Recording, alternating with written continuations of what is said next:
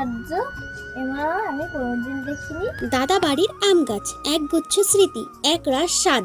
এই যে আমার দাদা বাড়ির উঠোনে একটা ছোট আম গাছ, দেখতেই সাদামাটা, কিন্তু এর আম এক কথায় স্বর্গের স্বাদ। প্রতি বছর গরম এলে এই গাছটা যেন প্রাণ পায়। গাছে ঝুলে থাকে একের পর এক রসালো আম। এই আম শুধু ফল নয়, ছোটবেলার স্মৃতি আর গ্রীষ্মের গল্প।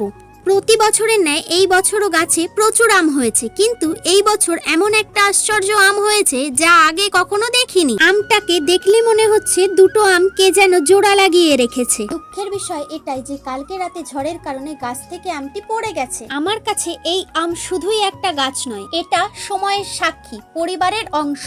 এর ছায়া, এর ফল সবই মিশে আছে আমাদের জীবনের গল্পে। ভিডিওটি ভালো লাগলে লাইক, কমেন্ট, শেয়ার করতে ভুলবেন না। আর চ্যানেলে নতুন বন্ধু হলে ঝটপট চ্যানেলটিকে সাবস্ক্রাইব করে নাও।